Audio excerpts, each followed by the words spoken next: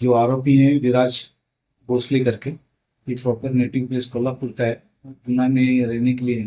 तो यहाँ पे वो अलग अलग फिल्म इंडस्ट्री में कास्टिंग डायरेक्टर का काम करता हूँ।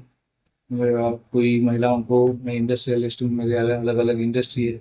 इस तरीके से बहानेबाजी करके उनका विश्वास संपादन करते हैं। शादी के बहाने से अलग अलग पैसे लिए गए थे। हमारे जो कंप्लेनेंट थे उनके पास से 4 साढ़े 4 लाख तक का कैश, ब्रेसलेट और मैकबुक, ऐसे 6 लाख का उन्होंने सामान लिया गया था। युवराज भोसले हैं एक्यूज।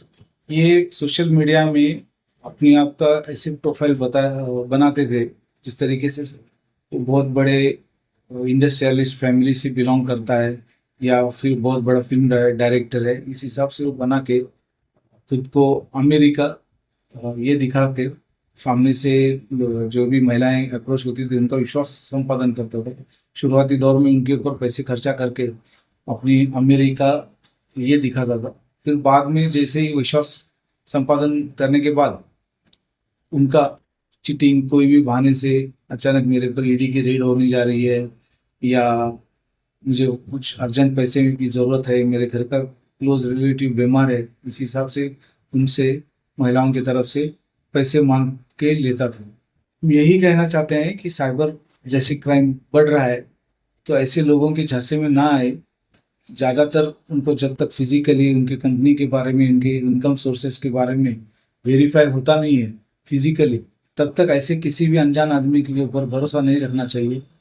और तो और कोई भी सभी नागरिकों से आह्वान किया जाता है दहशत पोल्यूशन की तरफ से, अगर कोई इस तरीके से आपके साथ में भी धोखाधड़ी हुई होगी तो निसंशय हमारे पास आइए, आ सकते हैं। हमारे यहाँ लेडी ऑफिसर हैं, तो उसकी तहकीकात करके पूरी तरीके से हम उनको पकड़ने की पूरी कोशिश करेंगे।